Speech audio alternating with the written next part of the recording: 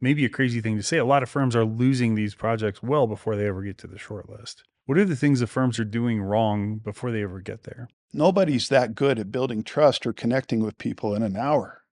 I'd say you always win the job in pre-positioning. We can bring someone in, polish them up for a couple of days, and we're going to be good. We understand this kind of work. We have the experience. Everyone's got the experience.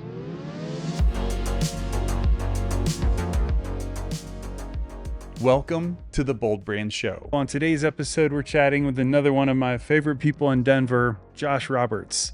Josh is the president and founder of Rainmaker AEC. Josh is a nationally recognized professional coach, award-winning marketer, strategist, and shortlist interview expert. Josh has influenced many executives and project teams in the technology, construction, architecture, and engineering industries.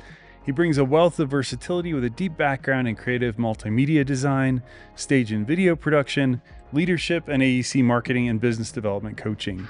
He has supported over 600 collective delivery pursuits for numerous high-profile clients, helping win 70% of those projects worth over $52 billion in North America. This experience has well-rounded his skill set to empower people to deliver their best performance during shortlist interviews, on the biggest stages in corporate production, and other critical moments in business when you want to make an immense impact on your audience. Josh, welcome to the Thank Bold you. Brand Show. Really appreciate that. It's a lot of words and makes me feel a little old, but thank you for having me. I'm glad we're finally doing this. Josh, powers unite. Yeah, finally. I mean, it's interesting. I've had other close Josh friends in the past, and you've been one of those guys since we met that it was always an easy connection. Yeah, for sure. So on our show, we always want to talk about what you're thinking about, successes you've had, and some of the boldest moves that you've made. There are a few of those for sure. Yeah. Specifically, you've spent most of your career in the business development and marketing roles, and we're going to unpack that $52 billion number also. You bet. So before we get too far into this, tell us a little bit about Rainmaker AEC and your role. It's almost been 8 years since we started the company. It was always a dream of mine to have my own firm and be able to do the thing I loved. And once I went through my career and really fell in love with shortlist interviews and supporting people that needed help communicating and framing differentiation and marketing themselves, which nobody signs up to do in this business. They all want to build things, design things, uh, figure out complex problems, but that communication side never comes in. So I said, well, if that's where I want to be and that's my passion, it was easy to at least have the vision of where I wanted to go, but kind of hard and scary to figure out when and how.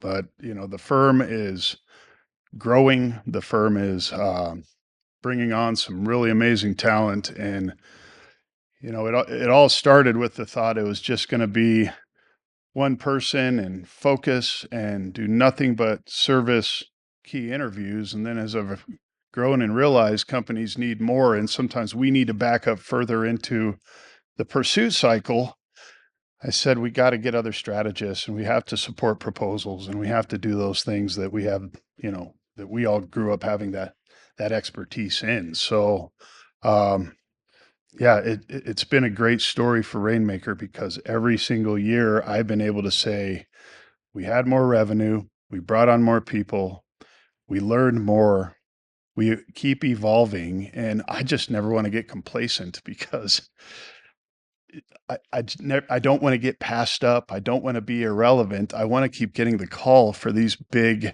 jobs that contribute to that giant number, but we got to measure what we do by something, and it takes a village to win that kind of work. So, I'm really glad to work with the people we get to work with. Well, and you're like me, you're based in Denver, and like me, you spend a lot of time on airplanes, maybe a lot more time on airplanes than I do. Where are your client concentrations at the moment? Well, I joke and I'd say North America, but right now I'm doing a lot in California. I've had years over the past probably 3 or 4 years where we really focused hard on the West. I had a year where it was about 90% Olympic driving jobs. And then now there's a lot of transit programs and infrastructure work going on in LA and San Francisco in the Bay Area. So that's taken up a lot of my time. But I've been in New York. There's been a lot of time over the past couple of years in mega jobs going on there. Some of the big transit needle movers. And I've spent a lot of time in Florida too. Florida has a lot of water programs and a lot of infrastructure stuff going on as well. And then there's some of the usual suspects of, Texas jobs, maybe Arizona. I wish I got to do more in Colorado because when those come around, those are really special. But yeah, I think we're keeping United and Marriott stock high. I was very pleased last couple of months to sign a couple of clients in Denver because when I was based in Indianapolis, I had almost no Indy clients. So it was like it's either on a Zoom or a call or on an airplane. It's nice to have a couple clients in your backyard. We still have them. It's just my other teammates are starting to service some of them too. Oh, And sure. and that's the best part is, I stay focused on some of the things that I want to be on, the big stuff. And then when we get a regional, at least we can start to dish some out to our staff. And it's ironic because I just had a team of people from all over the nation come here for a training, not just because their US headquarters is here, but they wanted to do some skiing over the weekend. And I think we all know it's probably the worst ski year in probably 30 years. So I told them, hopefully you're still sliding down the hill having fun. Yeah, maybe 20 inches this weekend, I heard. I'm ready. That's crazy. Let's go. We'll take every ounce of it. Well, shifting a little bit, um, you don't get to billions in wins, let alone 52 billions without some really big projects. How does it feel to have contributed to that level, to $52 billion worth of work? When you say the number, it sounds like a big number. Um, I'm honored to be associated with a number like that, but I tell a lot of people it's just math. And whether it's a 50 to $100 million job that's really important or something that is going to change the landscape or change the way something functions or fix a really big problem that needs to be fixed, it- they should all demand the same attention and focus in order to do all those things right to win. And the hardest part about working on billion-dollar work is some of the other influencers out there, like price and like funding and like the political stance between state and federal. So if you think about those dynamics, we do all we can to help understand all the pieces along the way. But um, if I told you the amount of projects that we've lost and the amount of billions that 52 really could be, uh, that number might be even more impressive. But it takes so much to win that work, and there's already so many busy people right now. That the thing I've really seen since we started our firm is we've watched this boom and the busiest market that we've ever seen unfold uh, kind of after the pandemic. And now everything's evolving even more, and everybody's so hungry that I feel like the stakes are higher, the numbers are higher, the size of the project is higher, and the complexities are getting so big that I'm not trying to protect that 70% win rate. I'm trying to make sure that we keep trying to fix those big things. And that's the best part about being associated with those billion-dollar jobs that there's a lot of small jobs stacked into that number too. And Mhm. over 15 plus years of focusing solely in this space around interviews, there's takes a lot of those smaller ones to learn to get to supporting 600 plus collaborative jobs. I mean, there's steps along the way that have led to those big numbers. It's not just mega job after mega job. So, that seems to be what we get the call for, where we focus these days. But we also train some folks to make sure that they're doing the right thing so they can grow into that bigger work too. How did you find yourself in those big projects, though? I mean, you don't hang your shingle out and get the mega project immediately, right? Yeah, for me, I mean, I was lucky and very fortunate to work with a company like Hewitt for 14 years. I mean, to be part of a large firm and then be acquired and become part of a much larger firm, that wasn't anything that scared me. But when you come from, working in professional sports to big technology to working your way to big construction and engineering, that's why I kind of say it's just math and it's just what I was used to and what I've always been used to in my career that you've been at a high level and high pressure. And it wasn't anything new. It was just they're known for doing those big jobs. Mhm. So when you learn when you learn how to handle the most complex things, you find trends across the smaller things that I think you can bring a lot of great practices to that help everyone understand how to get all the right pieces in the right place. And we're not always right. I'm not saying that. We we have made mistakes and grown with the industry and a lot of people too, but uh, things start to stick a little bit differently when you get that repetition and have done it a lot. So, What would you say are the biggest differences from a massive project versus a little $1 million project? mm, it's usually the amount of hands that are in it. So the amount of stakeholders and the amount of risk. The stakes are higher.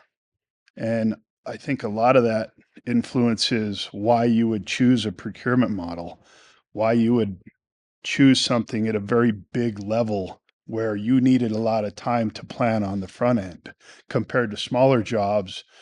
I see a lot of early adopters of collaborative delivery just make mistakes on advancing the design too far or just maybe having a budget or a unknown or something, an issue that they really want to drill into. But um, I think there's a right way to really flex those models to get the most out of them. And Mhm. then times that I see smaller jobs just make decisions maybe for the wrong reasons or don't do all the risk and analysis. But everything costs money. And like that's the balance that you have to figure out from large jobs to smaller jobs and where the risk profile really lies and how to optimize that crazy two words that we talk about all the time, best value, right? It gets a little clicky and cliche to me, but everybody's got a best version of best value, and that's not always found in these jobs.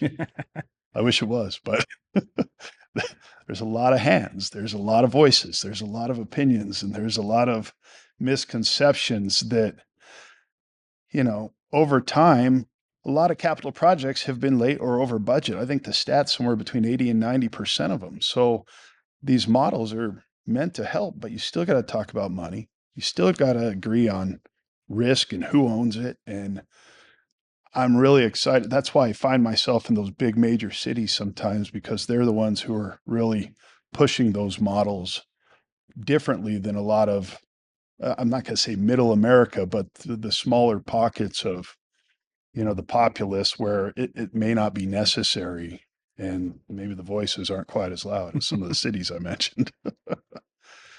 Well, shortlist interview is the tail end of the process, Mhm. right? From procurement.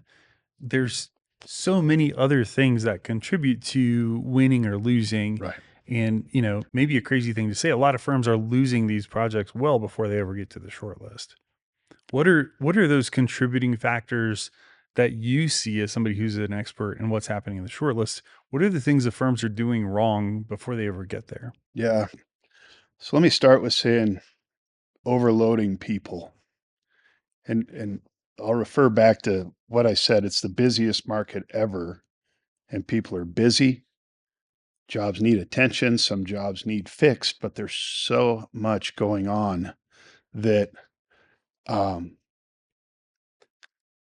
people aren't as engaged as they could be in pre-positioning. And not every firm has business developers or executives who are prioritizing time into the pre-positioning. So, the teams that do that very well, or the teams that are already working for that client, that are already able to pre-position, already somehow in the door, I always say, if they're doing a great job there, why would you choose someone else? Right. And so if you understand the strategy, the relationship, all the pieces start way back here. That's why I want to be at the strategy session. That's why I want to understand what's most important to that group and how to psychologically connect with them, how to hit Hmm. them in the interview, because we have all those pieces.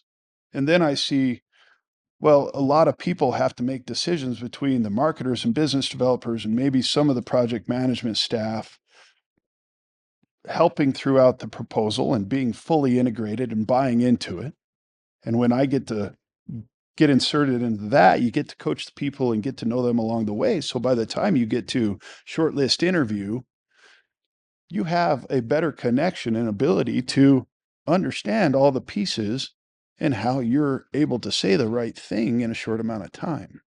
So I'm not saying it's just busy people, but I think when companies focus on training strategy and training people that all of our job is to do business development and ask for the referral and think about capturing that nice thing that the client said about you that was really powerful to you, that we Hmm. don't take back to the proposal, or maybe asking a reference to say something like that. I mean, there's so much stuff you can do. And the hard part is there's not enough time. And frankly, not every single person in this business is wired for BD. So you want them to say, hey, go ask them if you did a good job. They're like, I'm an executor, I'm a problem solver. I have real stuff to prioritize here that I'm going to prioritize in my mind over BD. Yeah.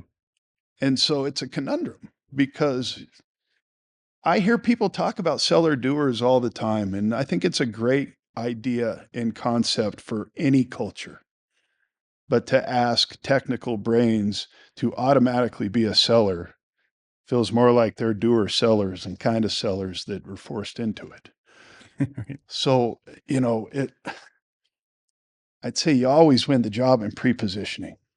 And I think a lot of people shortchange the shortlist interview process for, we can bring someone in and polish them up for a couple of days and we're going to be good. We know how to do this.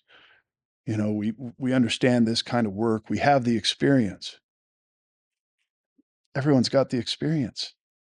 If you're shortlisted, you have the experience. If you're qualified to do the work, congratulations, you're going to check a box in that interview. Hmm. And if you're not out in front understanding the client, nobody's that good at building trust or connecting with people in an hour. And even if you just go to a pre-bid meeting or a pre-design meeting and you're not finding those opportunities, when it goes dark and quiet, you don't have that anymore. So when you get to that interview, if you haven't done all that stuff on the front end, you're just running a greater risk of checking a box and not really making the impact that you need. And sorry to get a little soapboxy, because this is my life, but I want to see teams win for the right reasons. I want to see them get excited about the work. And if they come in a week or two before and say, what's the job again? Um, you're doing it wrong. And I'm stereotyping, not everyone does that. I mean, a lot of the big players and there's a lot of smart firms that have learned over time what long range means. Hmm. But you have to balance what you spend your money on and how much that costs to build that relationship versus building the work, designing the work, getting the actual function of the company done.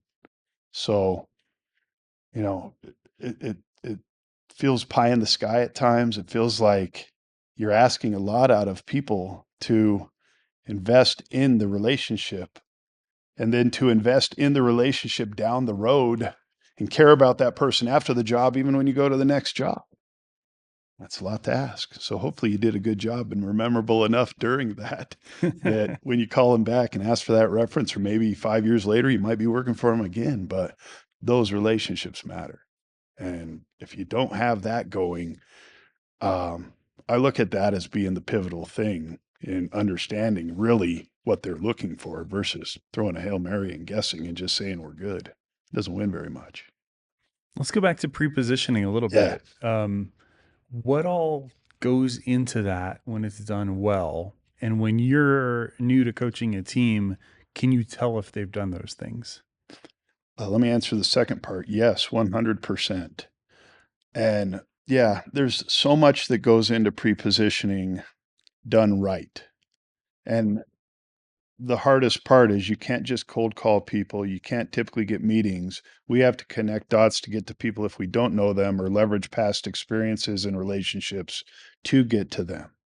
So clients are really busy too and don't always have time to do that. And then you think about how much, like to parallel it to our personal life, everyone is calling us trying to sell us something all day long. Mm-hmm. So you don't want to feel like that. You don't want them to feel like that, but you have to find your strategic opportunities to play ball. So it might be an industry event. They may speak at something. They may have a passion for something outside of work. And you can't be weird and just show up at something and be like, hey, surprise. How's it going? Oh, you're in the business? No, Let's go to it lunch. doesn't work like that, right?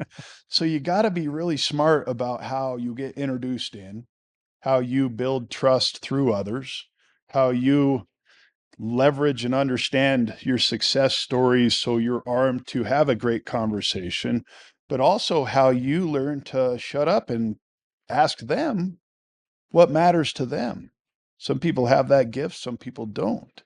So, pre-positioning is all about those moments and the intangibles that you create. It's about the things outside of work that are important to that person because guess what? There's going to be an RFP, there's going to be a scope, there's going to be all those pieces that are your next job or the one you're Mm-hmm. chasing. But if you don't really understand how to connect with that person at a human level, especially the people you're going to be working with every day. So, the pre-activity meeting or the pre-bid meetings, those are really important. Trying to get out in front of those further back in industry, get connected in, have, a group of people working on that, that's really important. Figuring out where you've worked with people that they like and trust already. I mean, it goes back to even how you put the team together and why you partner. And I get a lot of firms and a lot of executives who want information that I can't give them about other companies. But when it comes to strategic thinking, I mean, I want to say, are you a good fit as a partner? Do you have a good reason to partner? And what is that client's perception of that partner versus just listening to somebody sell you on maybe a relationship you have in the past or great experience? The hard part about this is clients want to hear success stories. They want to be on time. They want to be on budget. And I think the best connection points come out of honest moments and real lessons. And when we get real about something that went wrong or something that changed that was hard. And when people have that sort of connection, it's different than a pitch. It's different than, let me tell you about all these great things we do and we are. So if you can get to that point of comfort where you're maybe a little humble, maybe a little bit vulnerable. You know, it's not what you walk in and do automatically with someone when you first meet them. That Mm-hmm. usually takes a couple of times getting to know them to start to open up, and that you want that to come out of both sides so you start to build trust. It seems simple, but it's not. Which is a big piece of differentiation too, because when you hear the client on the other side of the table say price matters and being on time and on budget and having good people and resumes, that all matters. And then all the firms sound exactly the same, saying quality matters to us and on Mhm. time and safe and people and resumes. And Yep. so how can firms truly stand out and differentiate themselves at this point of a shortlist interview when everybody is, as you said earlier, great that you have the skills, great that you have the resumes, great that you're qualified to be here. Right. Guess what? Everybody else who's been in this interview is qualified to be here. That's right. Now, how do you stand out? Well, Differentiation is my platform, and it's the thing that is probably one of the hardest things to do and understand, especially when you've been committed to a firm or only a couple of firms in your career. So you really don't understand what other people say. How many times as marketers or business developers have we said, I want to be a fly on the wall in how other people talk Right. and figure out like what's their secret sauce? Well, there's cultural secret sauce, Mm-hmm.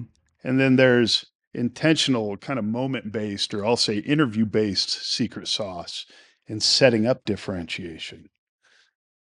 Now, when I train, when I coach, I'll throw out a little bit of low hanging fruit. There's 4 killer value words that we focus on to start to see if we have differentiation, if the team has something personally or as a team or as a firm, something to latch onto. So the first killer value word happens to be first.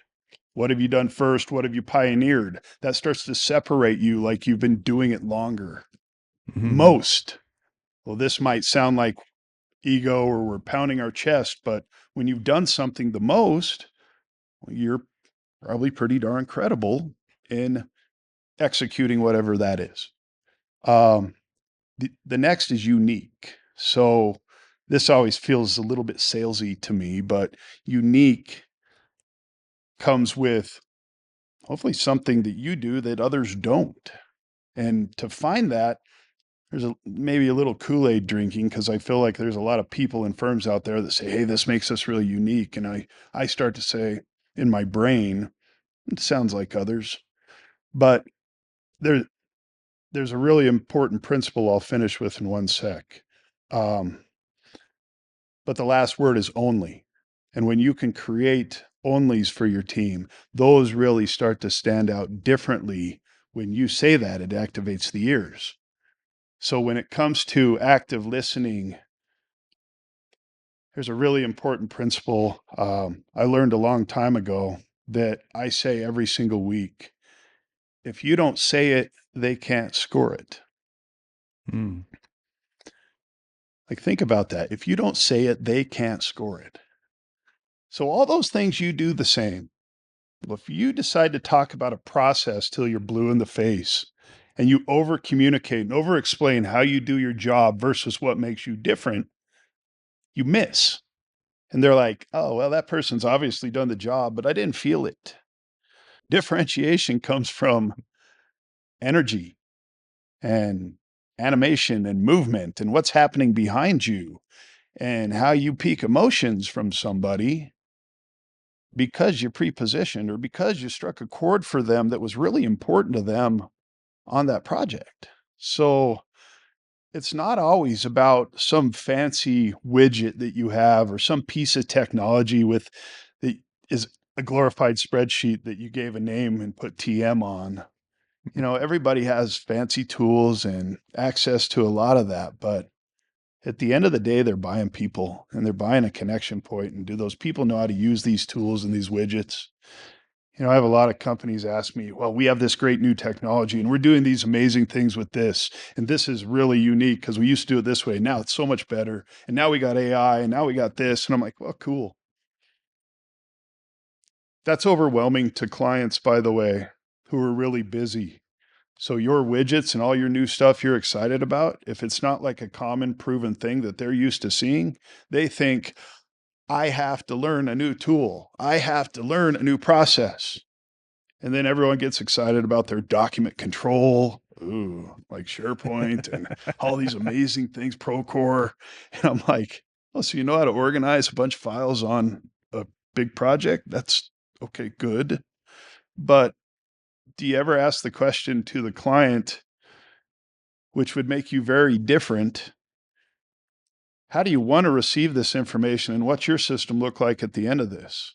Mm-hmm. Because what you memorialize back into them or back into their system and their file structure, all of a sudden you care about that instead of your widgets and your thing.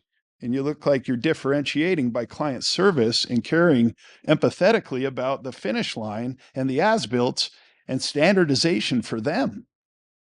But people forget about those things because they don't always ask the clients the right questions. So I look back at my career as, again, being lucky that I was able to talk to people about projects and review quality, safety, design, construction, pre-construction, all the pieces to figure out what they really wanted. And then even more fortunate to get to talk to clients later about what was most important to them in the proposal and debrief from proposals and interviews and say what moved the needle in interviews. And if I didn't have that experience in my corporate career, I'd probably look at client service and differentiation a lot different. But you have to think about the other side. You have to think about how it's going to land there, not just that fancy thing that your culture loves that you say is really cool. So to find true differentiation, sometimes you have to create it. I don't see it very often, but there's some really cool firms out there right now, especially on the tech side, that I think are going to move the needle in certain ways in the future for the industry. You want to hear about one of them? Yeah. Yes. Tell So, me more. so I I'm excited about this one. They're called Exotigo, and they just asked me to sit on their advisory board. So I'm proud to be part of it because I believe in them. I believe in what they're doing, and no new technology is perfect, but them in concept and the way that they're functioning right now is so far better than anything out there that I've seen. And when you've understood geotech and subsurface utilities and maybe the back end of the job where design and construction and claims and finger pointing and some of that stuff comes into play, and then millions of dollars are at stake. So how do you prevent these things on the front end? How do you de-risk a job in a meaningful way? Mm-hmm. And they're just using these incredible different types of scanning technology to read into the ground deeper than any traditional methods, up to 30 feet down, and have commercialized some amazing technology over time that helps paint a much better picture of what's happening under the ground. Probably 70, 80% more accurate than typical methods. Where I talk to construction folks that want to get out there and dig and understand every one of those things in a dense urban environment because that's what they have to deal with. And it's Right. surgical. Yeah. It's not like you can just take an excavator out there and say, hey, there's utilities down there. Let's go. Right. So that is oftentimes one of the biggest challenges and unknowns. They're doing things, at the client level, at the program level, at the PMCM level, and then also at the mega project, you know, PDBs, CMGCs, and CMARs, that level to really help people understand that risk. And all I've ever heard is traditional methods, and people talk about how that's going to be the biggest challenge. And that's always the thing that gets you outside of third party coordination and getting to permit with all those utilities and everything else. So it's a big part of the job that I think, when you do a lot of infrastructure work, that to me is riveting because it's really filling a need and a gap in many organizations. So if you were able to if you're able to have the clients think about how important that was and then hand that info to the program manager and say, hey, we got a handle on this. So you have just reduced so much out of it from a cost, a time, an analysis, a modeling. Like the more upstream that you can get it adopted, the better. But it's hard to just tell them to go pay for it and anybody until you get to the project. So Right. that's some of the layering that you got to figure out. It's best for everybody, but where's the best fit for it? And I'd say everywhere it could be just to de-risk these projects. Yeah. If they can buy time and risk at the same time, That's it's making an exactly easy right. yes. That's it.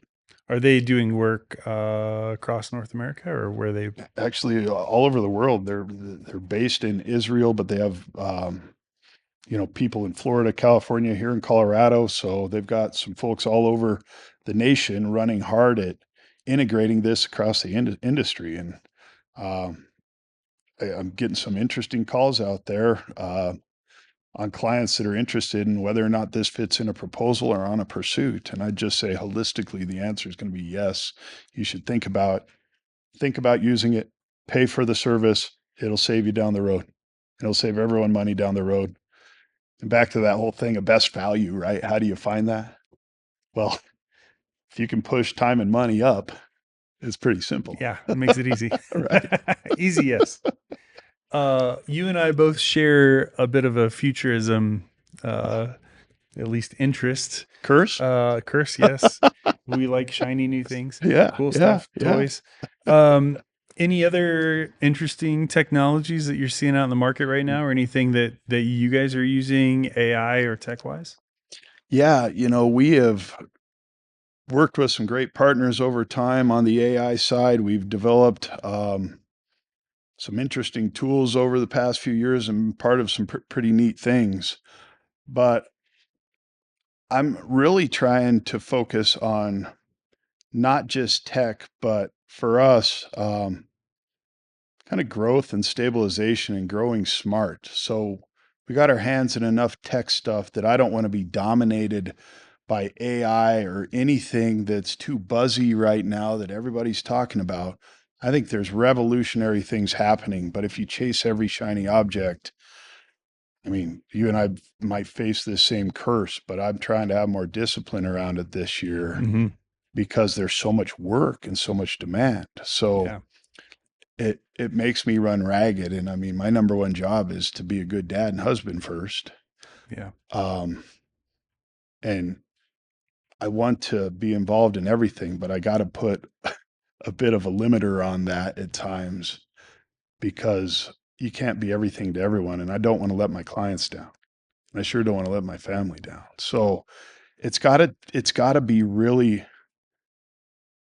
amazing or something that I'm totally behind and bought into. Um, and that's just not something that I'm going to chase. I feel like a lot of times those things find us, and mm-hmm. we're on this path down the road that we're supposed to be on. So I try not to push on that too hard because I Yeah, know it's inherently wired into the way we think. So and that's a trap because when you think about you know our strengths and strategic thinking, futurism, big ideas, it's easy to get siloed out there in the front versus we got to execute all this stuff up here too. So I'd say it's a good plug for a little bit of self management and discipline because I think we're always going to think like that and get excited about those things. So I'm learning to ask maybe as I get older. I'm learning to ask more questions. right. I'm learning to say, God, it's really exciting, and I feel my emotions getting up there. What's it cost? Where is it proven? What do other people say about it? Mhm. And then you start to be the validator of whether or not the juice is worth the squeeze. Mhm. And if we don't ask questions around that, and to parallel it to like if clients don't ask questions around what makes you different, what sort of technology are you using, how are you going to make my life easier, Mhm. they're missing the boat. And it's easy to talk about the scope of a job. That's why you're hiring these people. They're good at that. They've done this work.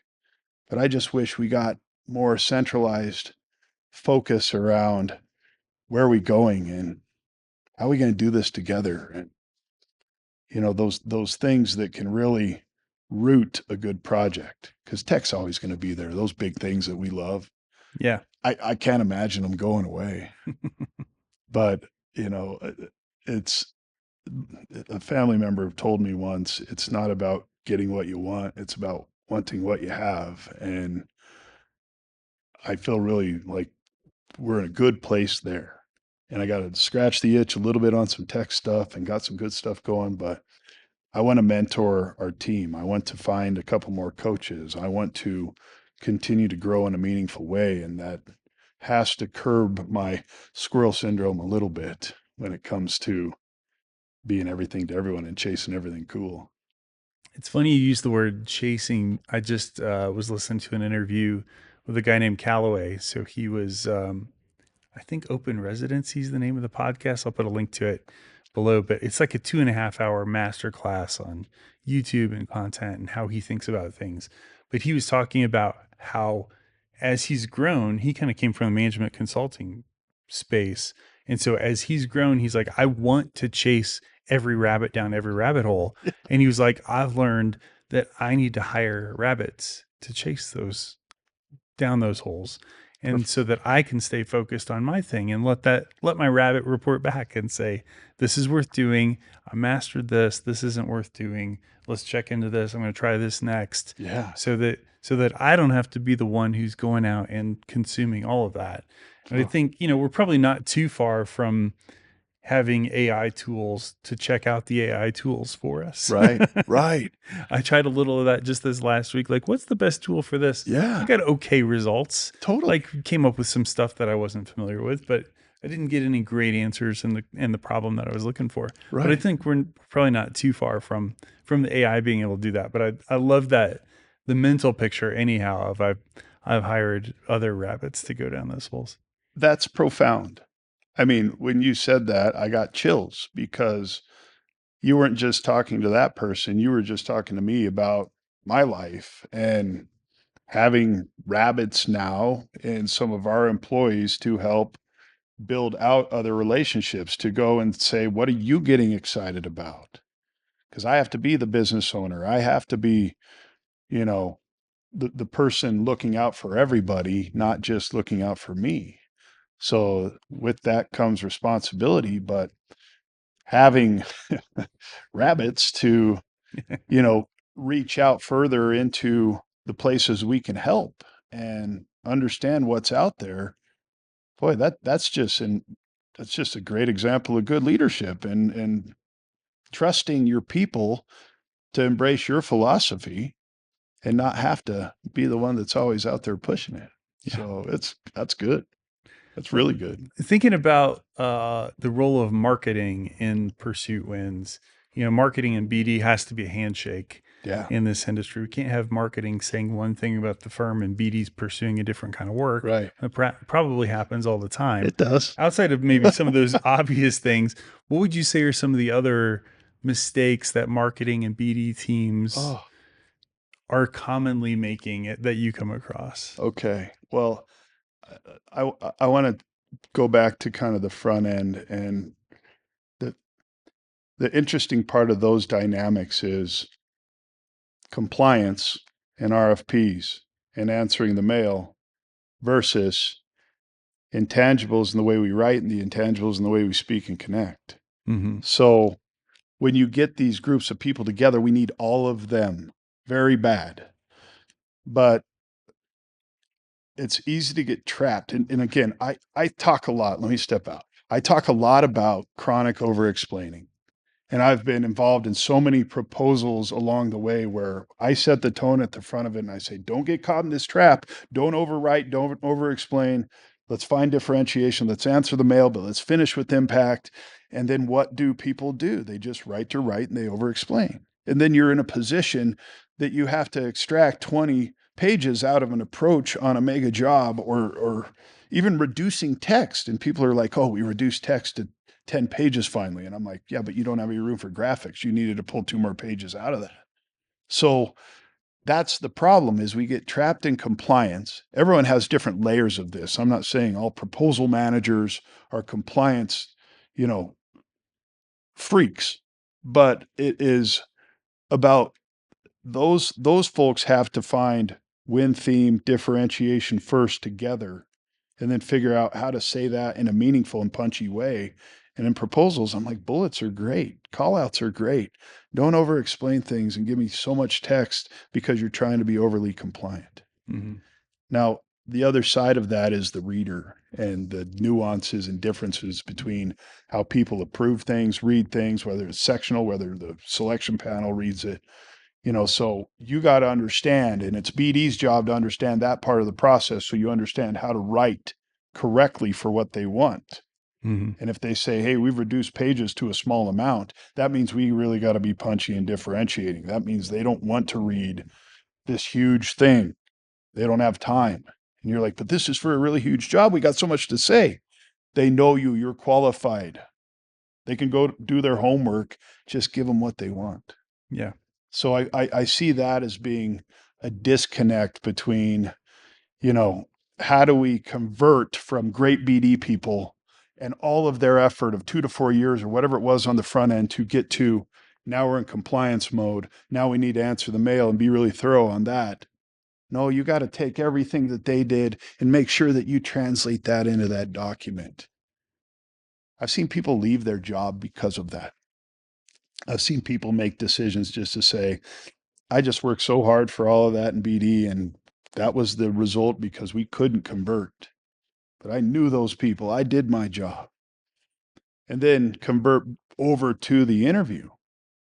And this is things I see every single week where we have amazing marketers who understand compliance and every word we said in the proposal, fixate on words and compliance, and forget about the story and over explain a process before you just tell them this is what matters most. And this was the outcome. I mean, that's what people remember.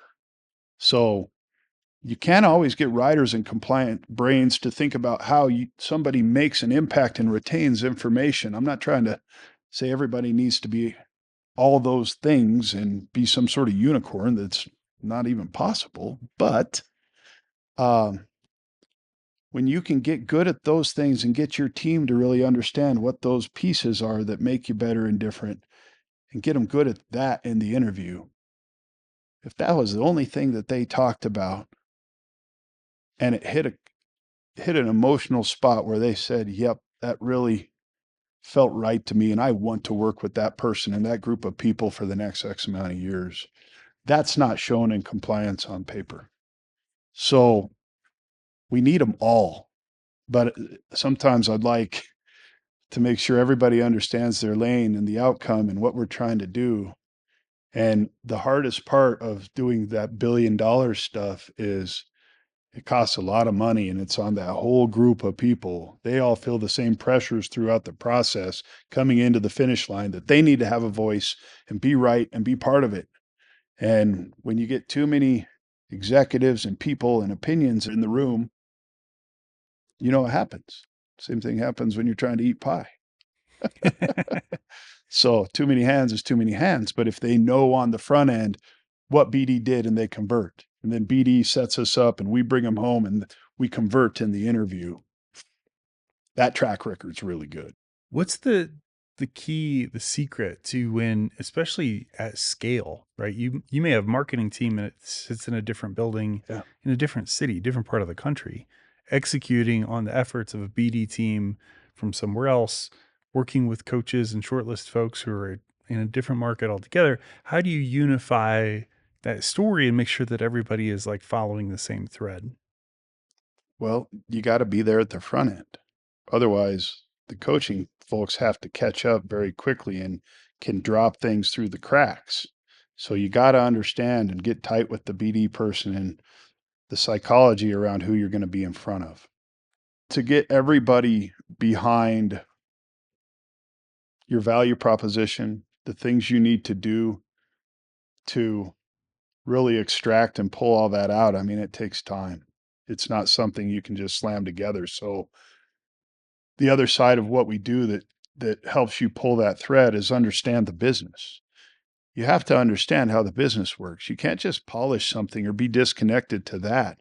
Otherwise, you're focusing on the wrong stuff. So if we try to just win on energy, likability, these things that, maybe the polish and what we're doing with our body, that's great, but it's not gonna hit your budget or your schedule. It's not going to de-risk the job in a way that says, boy, this group can really handle this design and all of the nuances, or they can really work together to make it constructible and deal with all these voices and stakeholders that we have to deal with.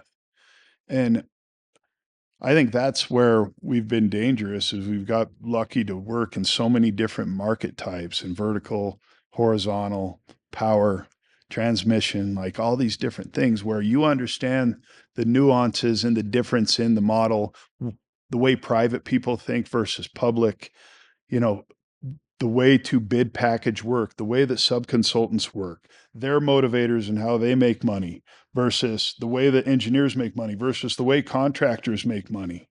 So if you understand how all of that process fits together to drive risk, cost, schedule out of a job and get it to an optimized scope, I mean, that's what separates us is like you got to understand those business motivators and the relationship and the thing that's most important to them. And then we draw the threads or those golden threads through that we got to keep talking about that we know are going to be the thing that makes or breaks that decision.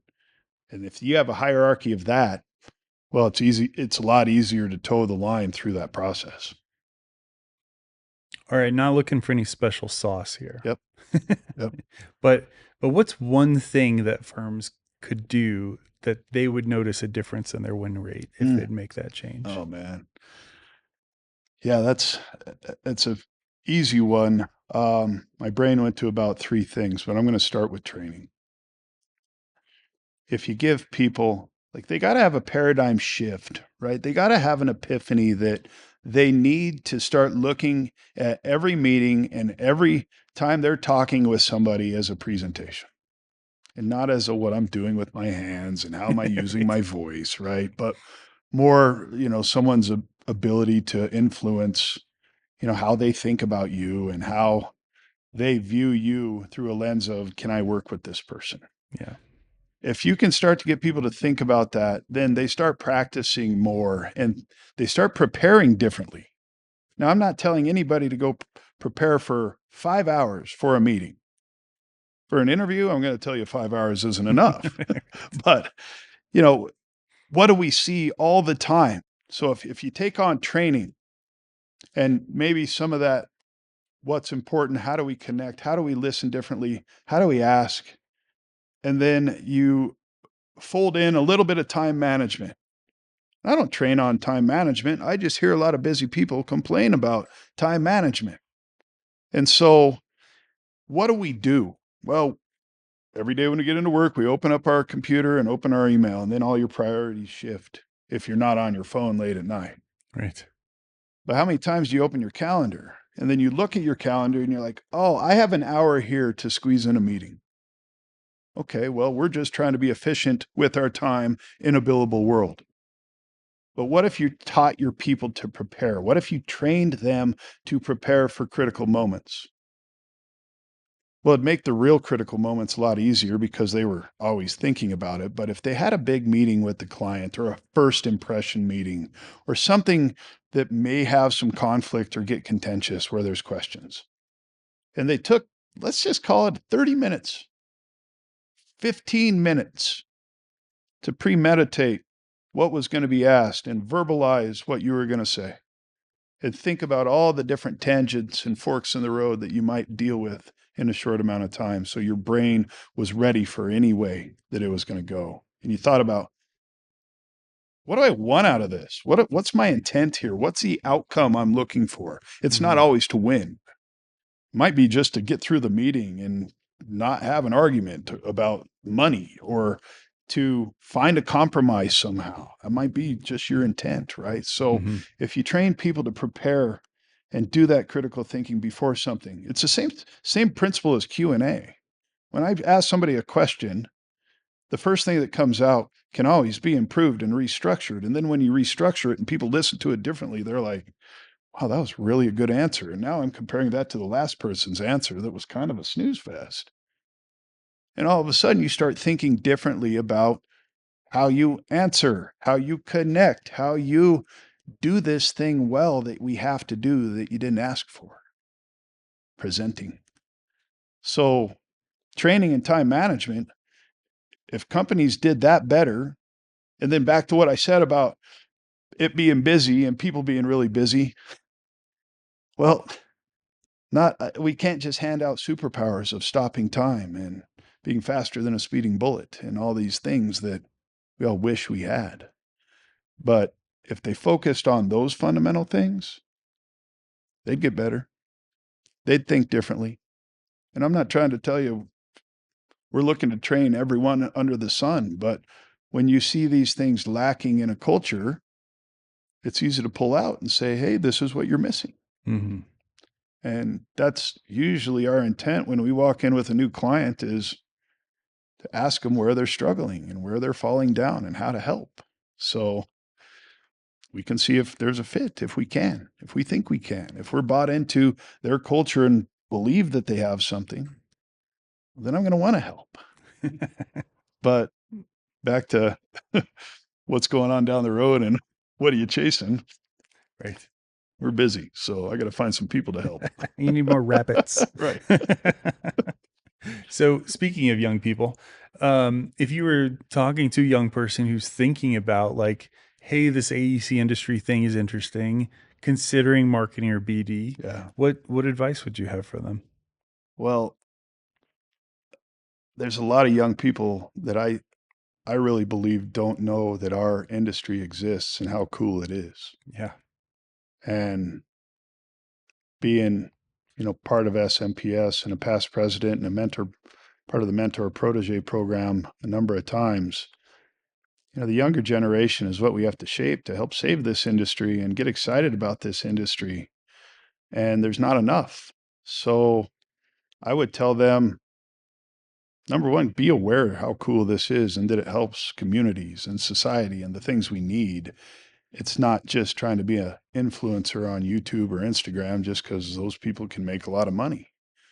But this is necessary. And we're fortunate to have a partnership with Denver University. And I just was teaching there last night in a class I've been part of the last 7 years, watching how smart some of these young adults are. I look back at where I was in college versus where they are. Boy, we could really launch them into some great companies. So Yeah. I'm trying my best to find and mentor some of those folks along the way to help them choose the right career. And if it's not with us in AEC, that's fine. Mm-hmm. But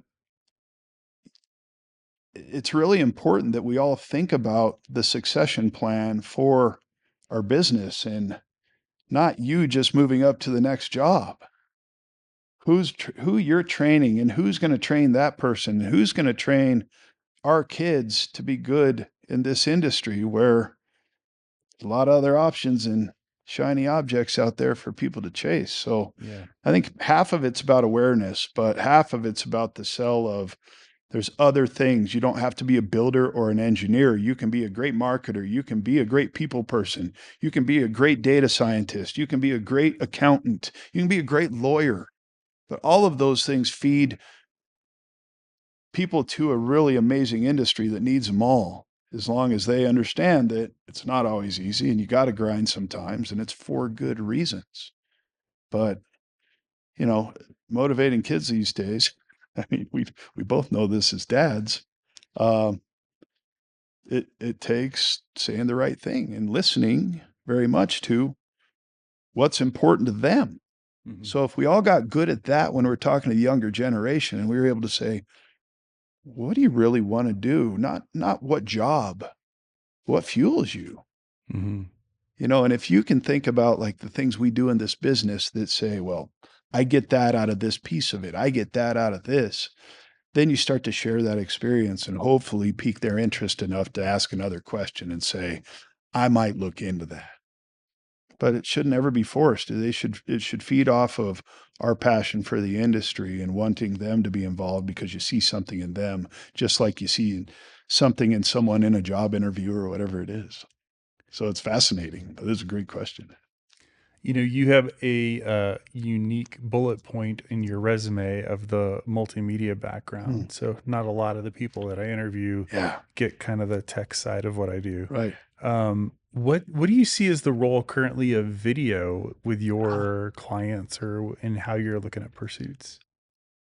I'm excited you asked that because I don't get the chance to talk about the multimedia like I used to be able to. But in regards to video, you know, we both share a love of production. That was certainly part of my backstory and being a complete Adobe nerd through animation and all the other pieces of it. So we're using a blend at times, and it's very situational based on, are you coaching a big city program that's X amount of billions of dollars that the city needs to see vibrance and feel like it was made for them and really hit who you are and do some high impact piece to start things off? Yeah. Or do you need, you know, something technical like a strong 3D animation and maybe some imagery that ties it to the job or the surrounding area? Or maybe we're using drone footage and mapping 3D to it and flying around and doing a 4D schedule, adding time, doing a 5D schedule, adding money to the conversation. Sometimes it's real. Sometimes you're just hacking it through After Effects, spinning things in, adding the right things. Right. So your speaker knows that they have to talk about those things and it hits at the same time. Right. So, it's not just video, it's multi-dimensional. And a lot of folks don't see the value of it all the time because they're like, well, why are we showing them a video of people in the room? And there's a lot of cases to be made in certain places where we can craft something and contain it with video versus putting someone on the spot to be a salesperson or sell themselves. So, there's just elegant ways to do that quickly and pack more information and dynamics into a situation instead of just standing and hoping that someone's going to absolutely nail their spot after you've worked with them quite a bit. And they nail it, but it's just a different feeling. So I always think, it creates these great dynamics. It's a great way to hear from others. It's a great way to highlight things that have happened. It's a great way to still and always bring emotion into a presentation. Convincing someone to pay for it all the time, that's a different story. But I always tell folks, like, if you're not using tech and those tools, a lot of our big agencies, a lot of the big contractors, a lot of big designers, a lot of architects have that in house now. They're not just sourcing it Mhm. out, right? Yeah. So they got green screens and cyc walls and all those things in house where they understand the importance of that. Now, it all takes time and money.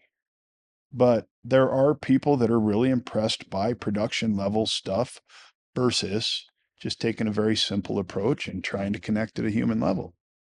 And I just had a conversation about one of the biggest jobs going on in California versus an agricultural job out on the edge of Texas, where it's a $500 million water treatment out in ag country.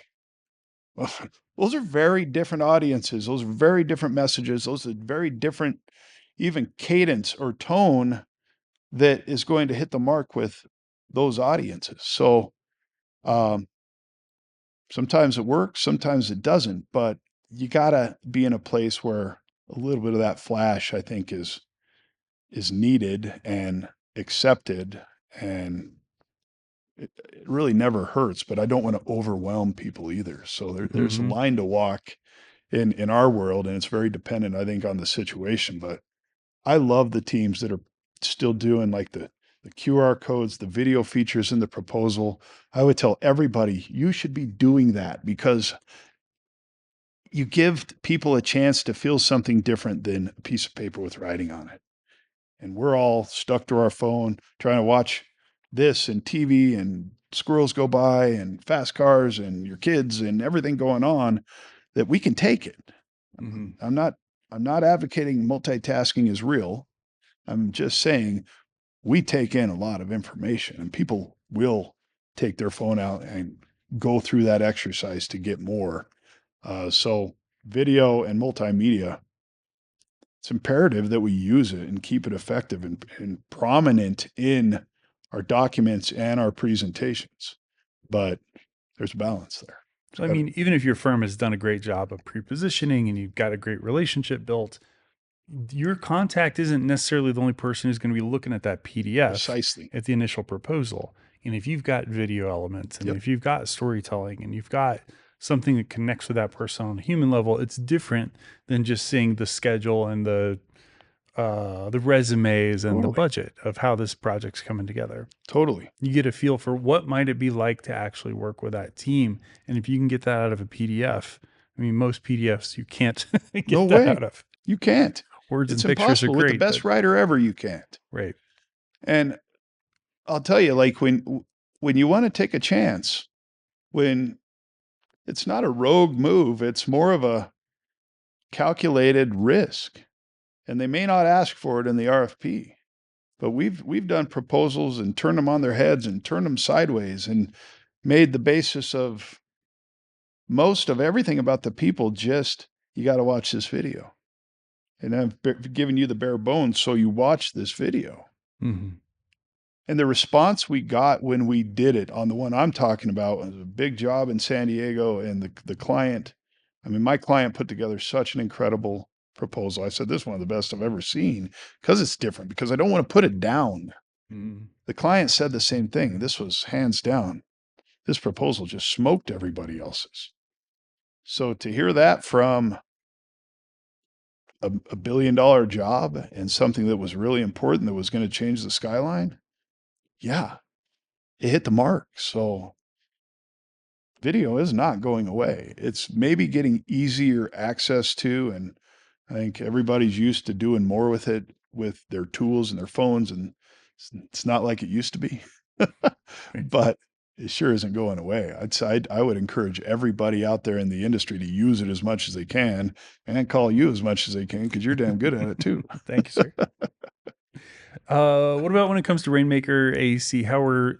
And maybe it's video, maybe it's not, but is there anything that you're thinking about in the near term from a branding, from positioning, from marketing standpoint of helping people get to know what you're about? Yes. And I'm excited and also embarrassed to tell you, when I cut my first reel when we launched the firm, that was exciting. And that was a bit of us putting it out there. This is our philosophy. This is what we do. Mm-hmm. I believe in video very much, to the point where I need to do something and explain where we're at now and what's changed. So yes, I'd say that's on deck for sometime this year. Um, but I'm also kind of embarrassed and proud to say at the same time, we don't market a ton and we don't have to anymore. And we do so much word of mouth that between the retainers we have and all those other things we have going on, I'm almost ashamed, because I love marketing so much, but I'm out there marketing others and Mm-hmm. trying to help them market their people for the right reasons to help their company. So, I giggle sometimes because they say, well, if you put too much out there on social media, maybe it doesn't look like you're busy enough, right? So if I'm posting every week, maybe people think I'm just sitting behind my desk and then, like, not busy enough. But um, I but think the I secret need is more. it's only your competitors who are looking at your stuff that Right, often. right. Nobody else is paying nearly as much attention That's as right. we like to think. But That's when right. they come up for air, they're going to see you if you are regularly doing your thing. 100%. Yeah. And that's the best part about putting a video out there, because when you don't see it or you haven't seen some for a while, boy, it gets some attention. Yeah. So, that's the thing. I try to be pretty strategic about the way I post and the way I bring media into things.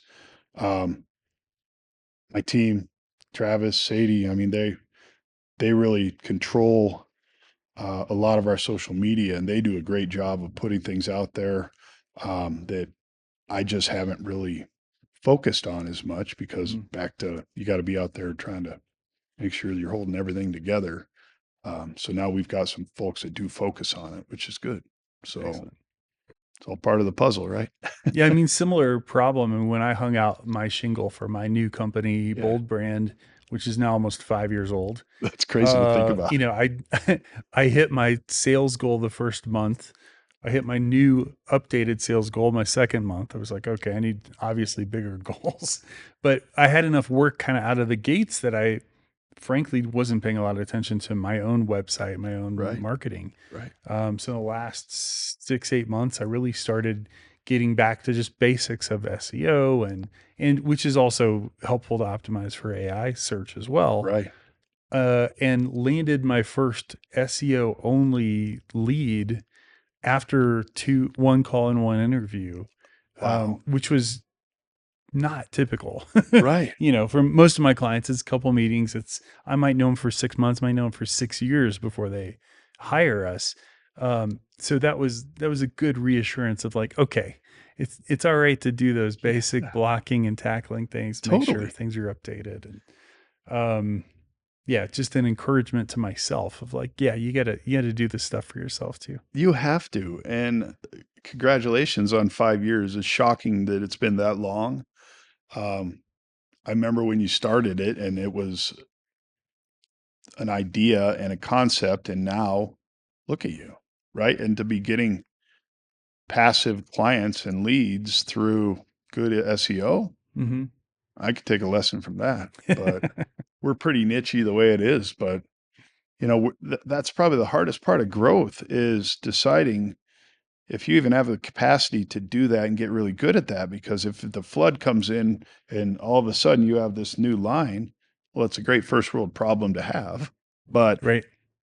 I don't want to let all those people down or try to take on too much either. So Yeah. there's a balancing act of marketing. And when you get that time to refocus on it, I mean, you got to make it count. Yeah. And look, I mean, look at this. Look where we're at. It's awesome. Thank you. Yeah. Thank you. Uh, it's been a pleasure. Yes. And to that point, I think we could probably do this for another 3 hours, but I don't know that we have a 4 hour listenership. Oh, So we're gonna wrap up with this question, and then I'll let you tell us a little bit about where to find you. This is time for you to pull out your crystal ball. hmm.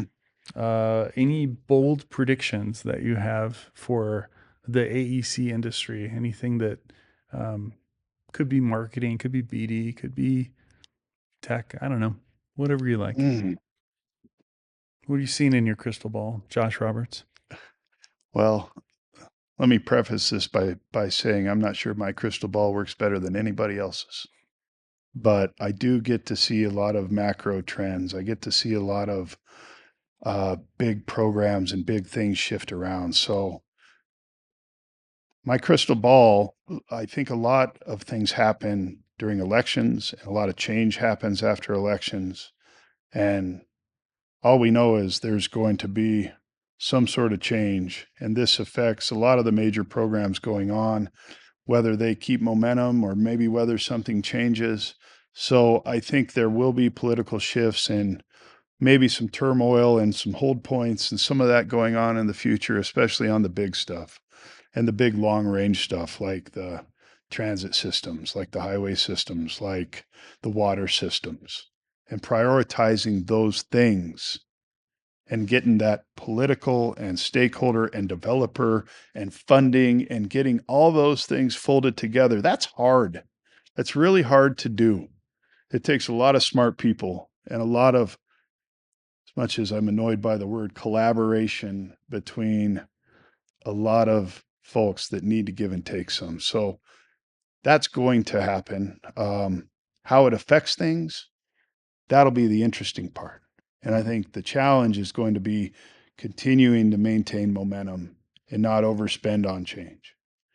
Um, from a tech standpoint, everybody knows AI is a big deal, and you see the chip centers and the data centers and all of the things that we need to survive these days. Um, they're going to need power. And so, what I predict is going to happen is that you're already seeing the trends, but you're going to see this huge draw and pull on power companies, people that build power. There's going to be a fight for power and water over time. Now, this may not be in the next 4 or 5 years, but as AI and data centers and the Facebooks and the Googles and the Apples of the world, not to mention everyone all over the world putting, cats, dogs, family pics, whatever they want out there, coupled with AI and how fast that's accelerating things. Um, I think you're going to see like computing get better and faster. You're going to see our ability to store stuff get even better and better. And coming from the data storage industry back when I was in tech, like I used to run events where we put robots together with all the 3,000 tapes in them, where a robot hand would come and stick one in a drive. That one tape held 2 gigabytes. Now, I mean, you can put a terabyte on little tiny things. So Yeah. that all combined, there's this explosion of data that we can't comprehend.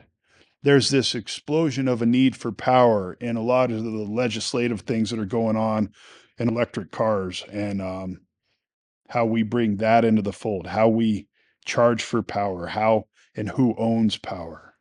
So I see a big focus on tech, computing, AI, data centers, probably being the place where